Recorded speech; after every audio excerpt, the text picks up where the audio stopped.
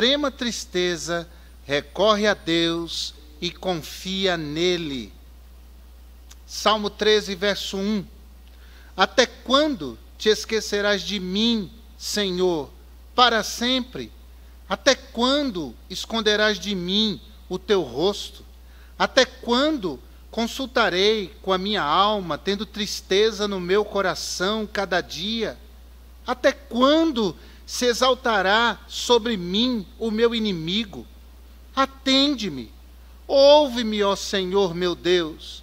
Ilumina os meus olhos para que eu não adormeça na morte, para que o meu inimigo não diga, prevaleci contra ele, ou os meus adversários não se alegrem, vindo eu a vacilar.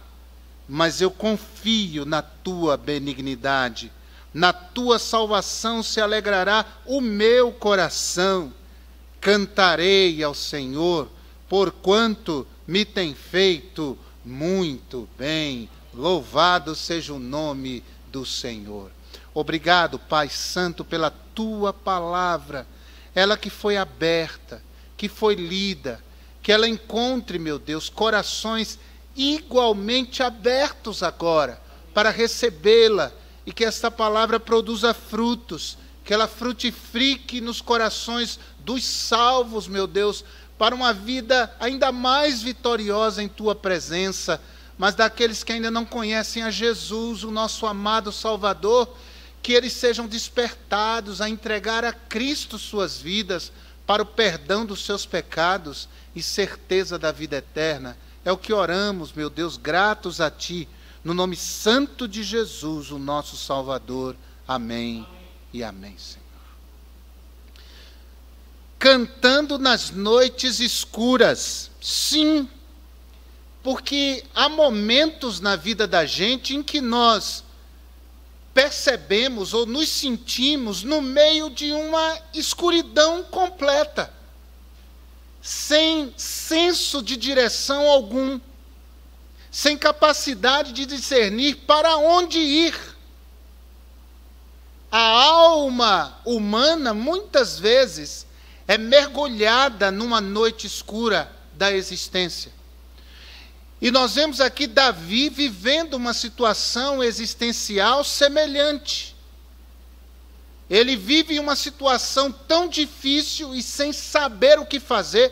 Ele está tão perdido que por 4 vezes ele pergunta a Deus em sua oração desesperada: até quando, Senhor? Até quando te esquecerás de mim? É para sempre. Até quando o Senhor vai esconder o teu rosto de mim? Até quando os meus inimigos vão estar no meu encalço e o Senhor me deixar à mercê deles? Até quando eles vão rir de mim e se virem a minha queda, se virem a minha derrota, se alegrarão ainda mais? Até quando? Você está assim? Você já se viu numa situação semelhante? Em não saber até quando, em não saber como vai se resolver aquela situação, em não saber que caminho seguir, que direção tomar, que decisão tomar na sua vida. Você já se viu assim? Você está assim? Então eu quero compartilhar com você 4 verdades que advêm desse salmo e que ajudarão a você e a mim a cantarmos, apesar das noites escuras. Primeira verdade que salta à vista sobre esse assunto é a que diz que você pode até não ver, mas Deus está com você. É o verso 1 e o verso 2. Davi não via Deus, não via movimentos de Deus, não via uma atuação de Deus, não via uma direção de Deus. E ele se sentia absolutamente abandonado. Ele sentia como se Deus não estivesse ajudando em nada. como se Deus estivesse surdo, como se Deus não se importasse, como se Deus não percebesse o perigo em que ele, Davi, estava vivendo, aonde ele havia se metido, o beco sem saída, sem saber como agir. Mas, irmãos, nós não podemos nos guiar por aquilo que pensamos de nós mesmos. A Bíblia diz que o coração do homem é enganoso. A Bíblia diz que há caminhos que ao homem parece ser bom, parece ser direito e não são. O nosso coração é enganoso e frequentemente nós nos enganamos com as aparências na hora da nossa tribulação. Eu não sei se você sabe disso, mas a terra não é redonda. Ela também não é chata. Mas a terra é oval. As aparências parecem redonda, mas ela é ovalada. A terra parece parada, mas ela está em movimento de rotação e de translação. Ela gira em torno do próprio eixo e gira em torno do Sol, perfazendo um período de 365 dias e 6 horas, se não for ano bissexto. Parece que estamos parados, mas ela está se movendo. Coisas estão acontecendo e nós não podemos nos guiar pelas aparências. O sol parece se levantar de dia e se pôr à noite, mas na verdade o sol está lá no lugar dele. O nosso sistema é solar. Tudo gira em torno do sol. O sol em si não se move. É apenas uma ilusão, é apenas uma aparência. Deus parece estar distante. Deus parece não se importar.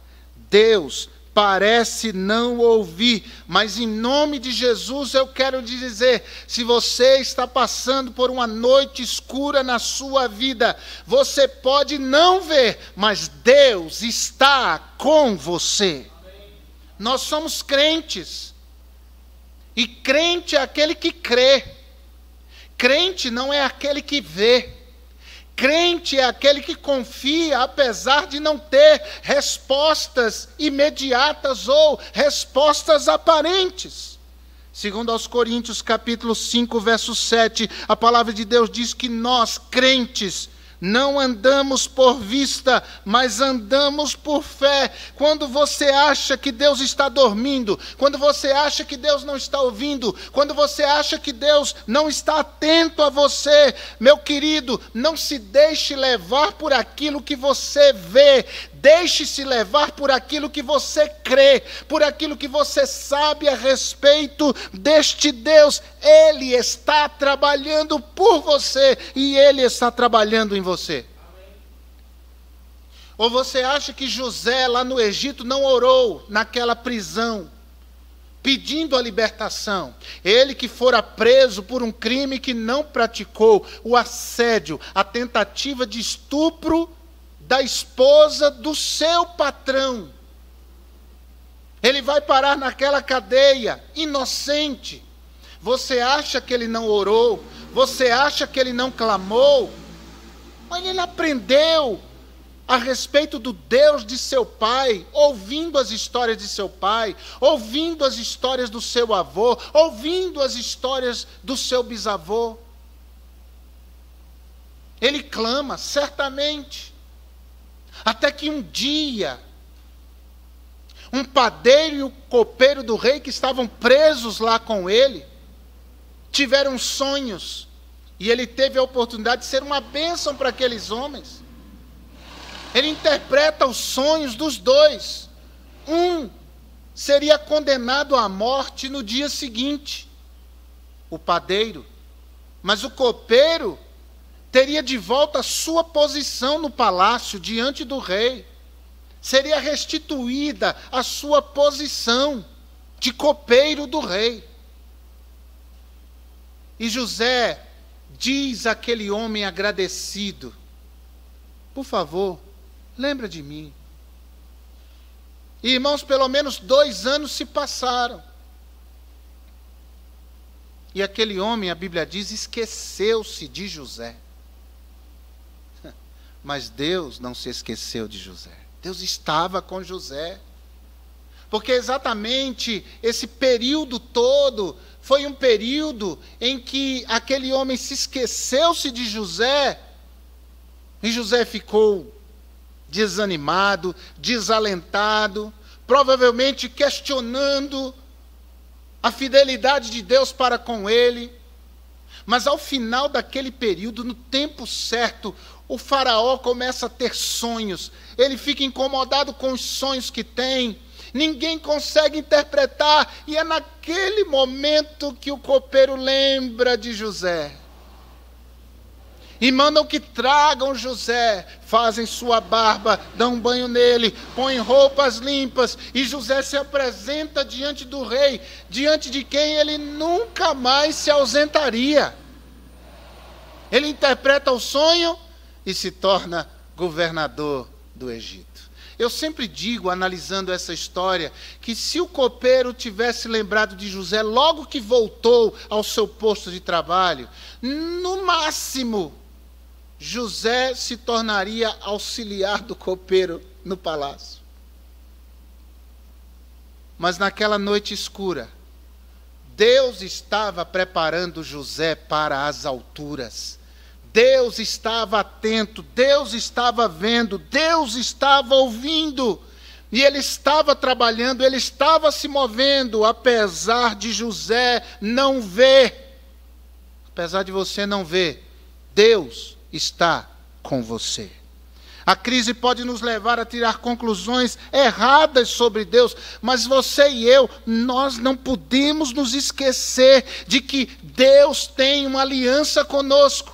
Essa aliança que foi selada com sangue, o sangue de Jesus, o seu Filho. E esse sangue de Jesus, essa aliança feita entre Deus e nós por Cristo, que nos torna filhos de Deus.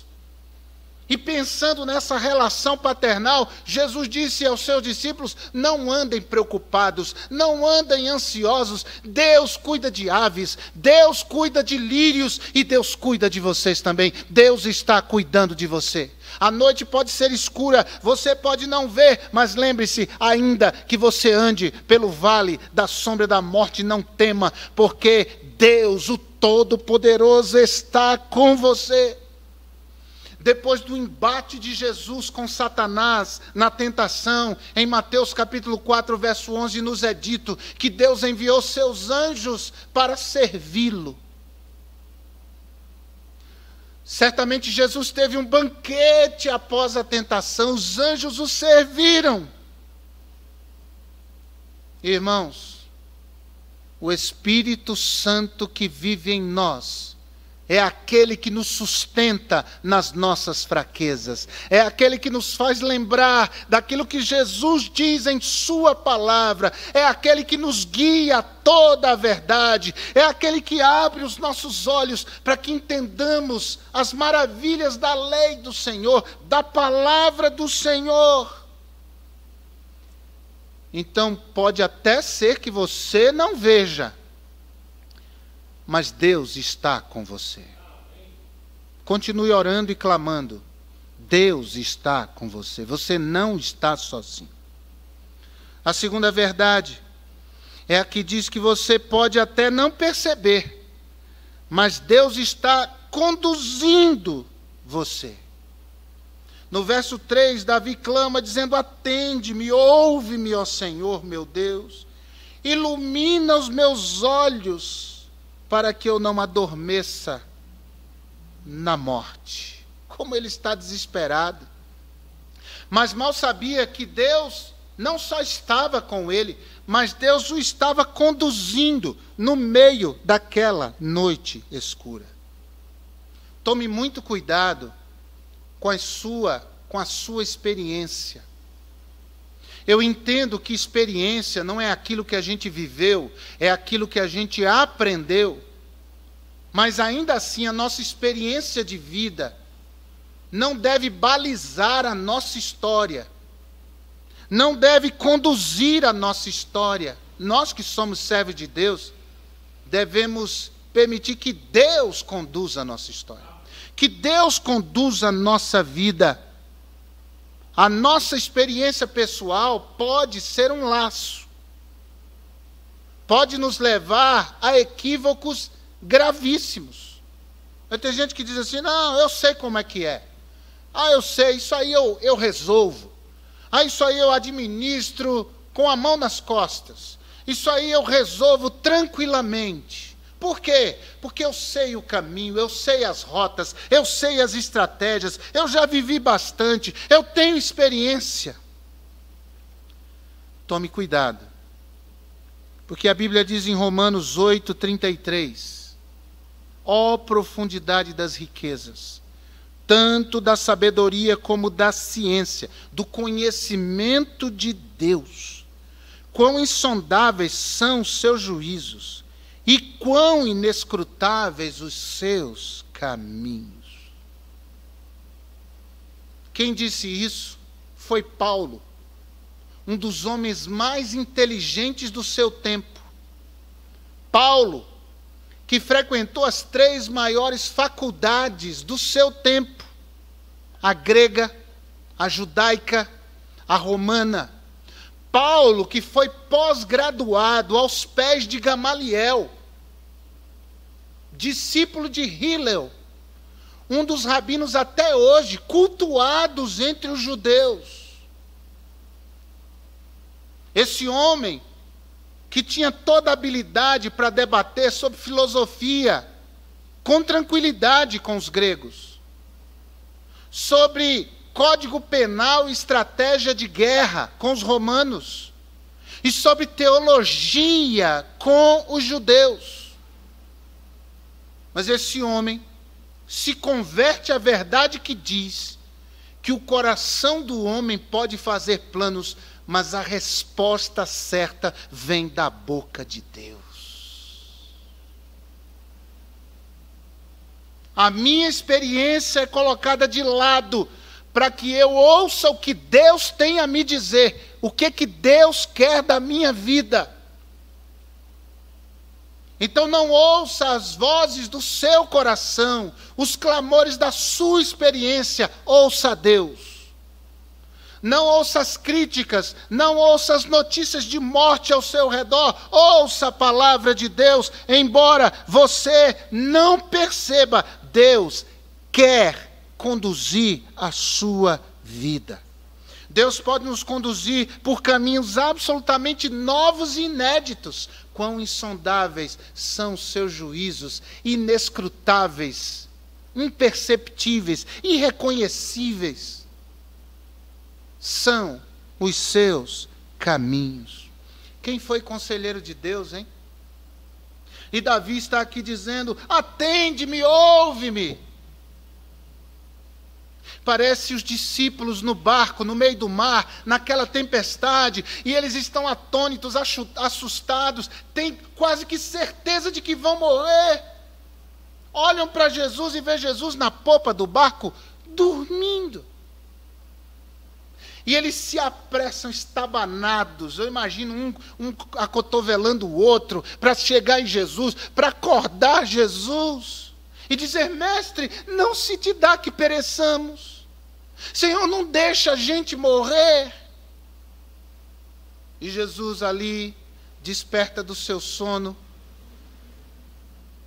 e diante do vento, acalma o vento, acalma o agitado das ondas, vem uma grande bonança, e Jesus se volta para os seus discípulos, e de uma maneira tão séria, Jesus diz: por que vocês são assim tão tímidos?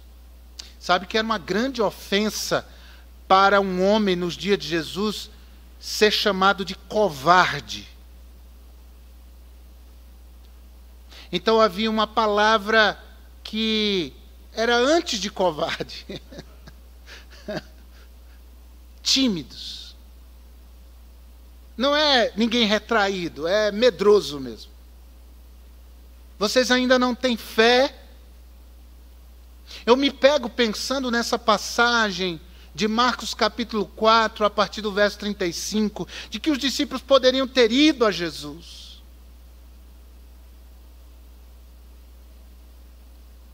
Mas poderiam ter perguntado a ele no meio daquela tempestade: como é que o Senhor consegue dormir tão profundamente no meio de uma tempestade como essa? Que lição, hein? Que lição Jesus ensinaria àqueles homens. Às vezes nós perdemos lições importantíssimas para a vida da gente, pelo simples fato de não entendermos e aceitarmos que Deus está conduzindo tudo, que Deus está conduzindo nossas vidas. A palavra de Deus diz em Naum, capítulo 1, verso 3, que Deus tem um caminho no meio da tormenta, no meio da tempestade, no meio da noite escura. Deixe Deus guiar você. E eu digo isso, irmãos, porque em minha vida essa é a oração. Meu Deus, eu peço que o Senhor abra as portas que o Senhor vê que são boas para mim, e que o Senhor feche as portas que o Senhor sabe que não são boas para mim, porque eu mesmo não sei o que é bom e o que não é bom para mim. E é assim que eu tenho vivido, irmãos. Diante de algo que aparentemente para alguém seria um fracasso, eu entendo como livramento de Deus. Diante de um não que a vida me impõe, eu entendo como um livramento de Deus. Uma porta que se abre, eu louvo ao Senhor por isso. Algumas semanas atrás, Deus abriu uma porta pela qual eu e minha família, minha esposa, orávamos por anos. Oração de décadas. 3 décadas, para ser mais exato. E há poucas semanas atrás, Deus abriu a porta. Glória a Deus. Louvado seja o nome do Senhor. E todo esse período, a oração estava lá, mas a consciência de que Deus estava cuidando de tudo. Você pode não perceber, mas Deus está conduzindo você. Naamã, ele acha que Eliseu ia chegar diante dele e ia fazer uma oração forte, poderosa. Mas quem dita as regras na nossa vida é Deus. E a ordem era para que ele mergulhasse 7 vezes no Rio Jordão. E por mais insana que fosse essa ordem, Naamã decidiu acatar. E assim foi curado. O ministro da defesa da Assíria abandonou toda a sua experiência, deixou de lado a sua posição imponente, diante da qual todos se curvavam, e resolveu reconhecer o fato de que Deus estava conduzindo aquela situação. Ele obedeceu, guardou o seu coração e foi curado. Hebreus capítulo 13, versículos 5 e 6, a palavra nos diz: sede vossos costumes sem avareza, contentando-vos com o que tendes, porque ele disse: não te deixarei, nem te desampararei. Isso é a palavra do nosso Deus que não mente. E assim, com confiança, ousamos dizer, nos diz o autor de Hebreus, e nos convidando para fazer esse coro da fé e da confiança em Deus: o Senhor é o meu ajudador, e não temerei o que me possa fazer o homem. Louvado seja o nome do Senhor. Há momentos em que Deus parece calado, há momentos em que Deus parece não se mover, há momentos em que nos sentimos num beco sem saída, mas entenda uma coisa: você pode até não perceber, mas Deus está com você. Você pode até não perceber, mas Deus está conduzindo você. Uma terceira verdade é a que diz que você pode até não compreender, mas Deus está comprometido com você. É o verso 4. para que o meu inimigo não diga, prevaleci contra ele, e os meus adversários se alegrem, vindo eu a vacilar. Aqui nós vemos um erro de Davi, confundir a vida com Deus. Não confunda a vida com Deus. Deus está para além das circunstâncias da vida. Deus está por cima das tempestades da vida. Deus não está debaixo, subjugado aos acontecimentos da vida. Há coisas que acontecem nessa vida que é manchada pelo pecado e que acometem bons e maus, se é que existe alguém bom. Que acomete crentes incrédulos, que acomete a poderosos e pequenos, insignificantes, sob o ponto de vista social ou de uma sociedade. Mas Deus está acima de tudo isso. Jesus nunca escondeu que nós teríamos tribulações. Jesus nunca escondeu as dificuldades da vida. E nós temos a mente de Cristo, irmãos. Nós não podemos nos abater diante do que está acontecendo. Jesus garantiu, no mundo tereis aflições. Talvez a ilusão de que esse mundo era um mundo perfeito era muito forte no coração de alguns. Mas esse mundo é um mundo cão, vazio de Deus, distante de Deus. A vida contaminada pelo pecado só nos traz como paga esse tipo de coisa, e a pandemia é uma delas. Não confundamos a pandemia com Deus. Nosso Deus não criou a pandemia, mas em sua vontade permissiva Ele permitiu que isso acontecesse, porque Ele tem planos, Ele tem objetivos a alcançar. Jesus disse que teríamos aflições, mas disse que nós deveríamos manter o nosso ânimo em alta. Tende bom ânimo, porque eu venci o mundo. Glória a Deus por isso. Nosso Deus é Deus apesar das aflições, é Deus apesar das tribulações, e o seu amor por nós não muda.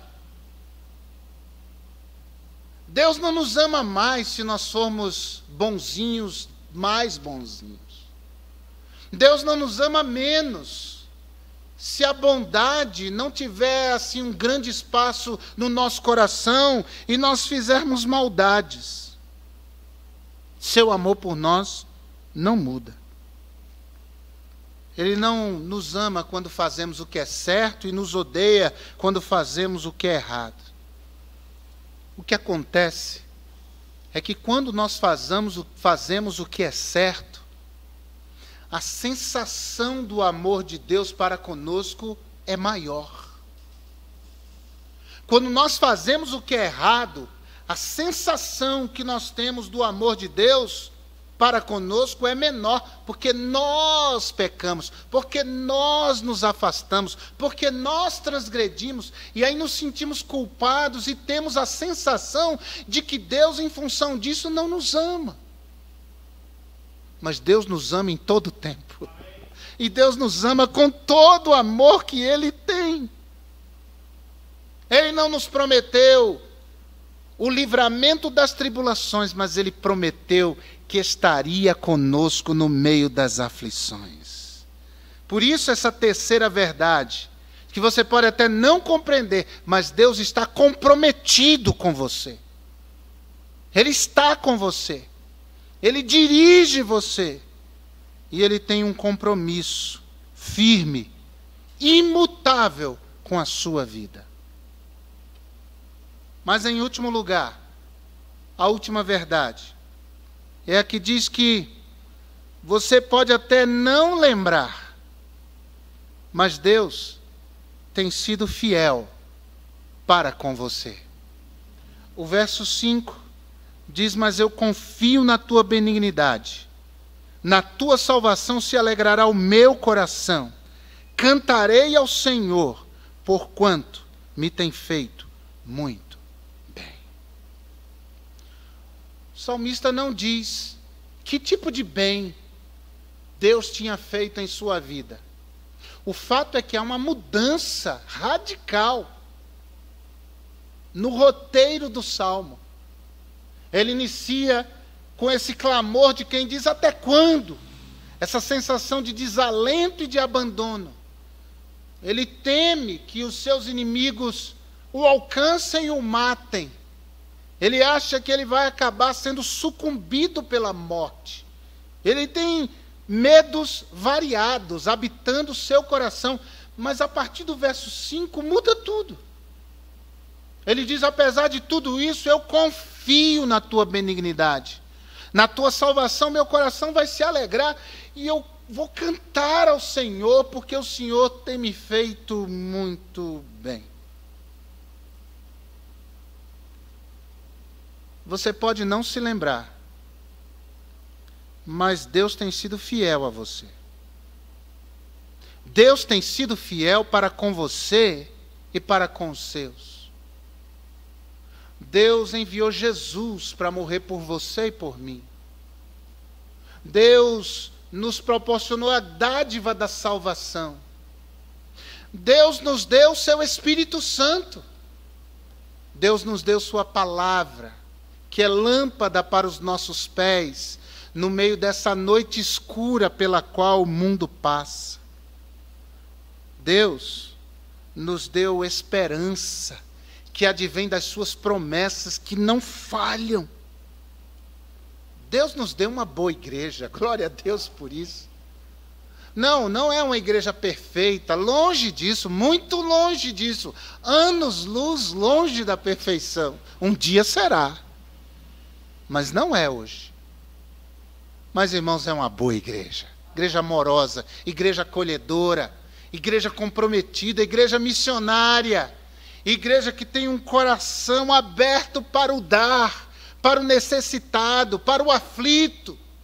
Igreja trabalhadora. Que coisa maravilhosa. Deus tem sido fiel para com você. Deus tem sido fiel para comigo. Deus tem me feito muito bem. Deus me salvou aos 11 anos de idade. Deus me deu uma mãe que ama a Deus, que ama a oração. Uma mulher piedosa e que, com a sua conduta, no meio de não poucas dificuldades e tribulações, me ensinou a importância de confiar em Deus e seguir os seus passos debaixo do temor do Senhor. Eu cantarei ao Senhor porque me tem feito muito bem. Deus me chamou para o ministério. Deus me chamou aos 18 anos de idade, irmãos. Daqui 2 anos eu completarei 30 anos de ministério, se assim o Senhor me permitir. Eu cantarei ao Senhor porque me tem feito muito bem. Deus me deu esposa, Deus me deu filhos. Semana passada meu filho recebeu o diploma, a certificação de médico. Eu cantarei ao Senhor, porquanto me tem feito muito bem.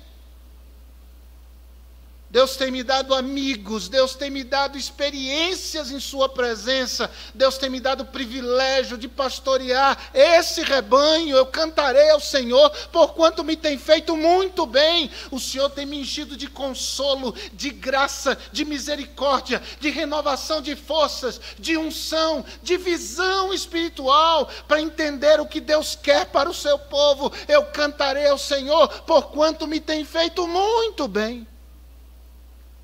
Põe a sua memória para funcionar.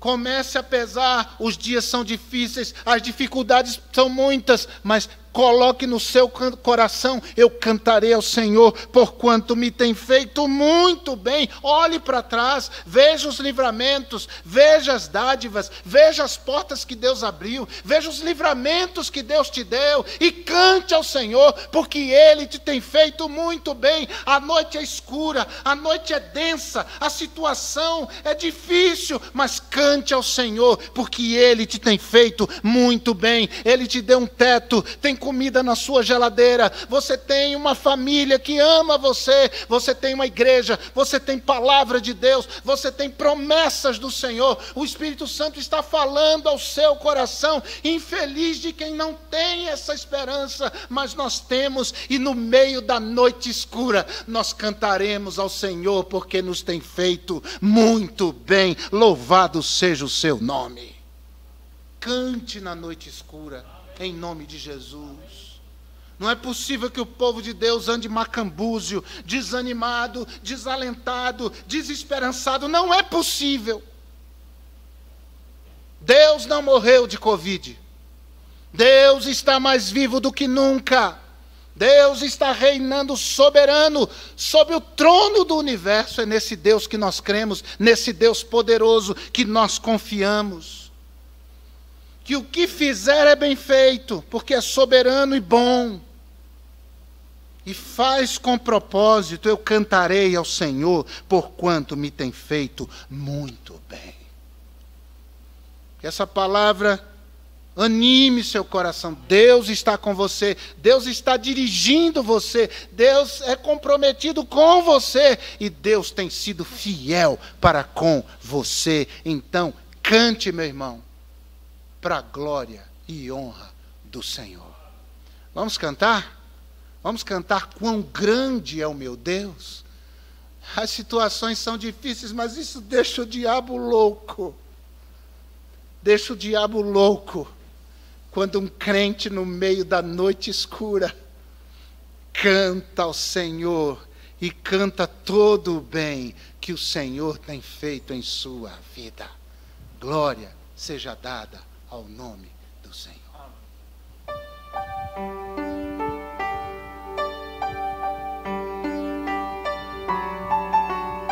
Esse é o nosso Deus, digno de toda honra, de toda glória, de todo louvor.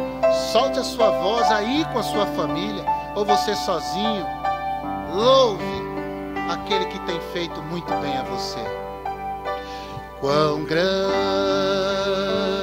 é o meu Deus, cantarei quão grande é o meu Deus, e todos vão de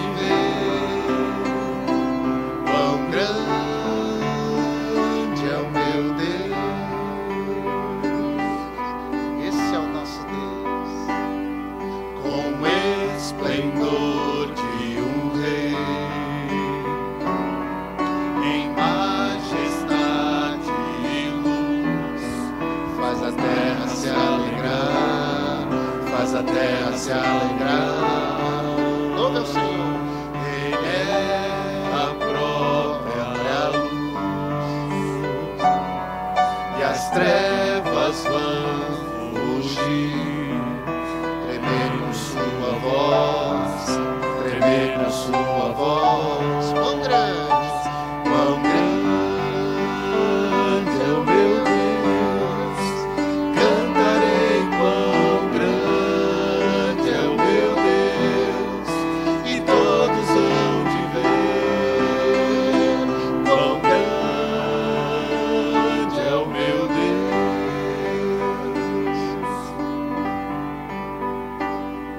Por gerações Ele é,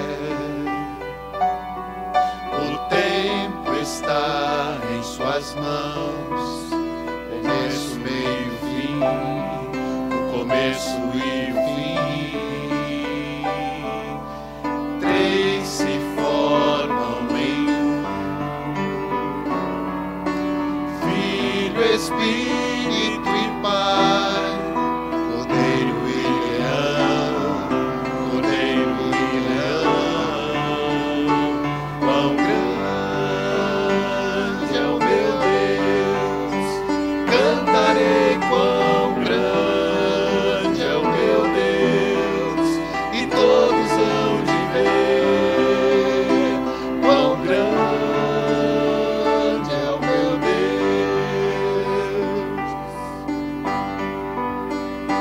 Quão grande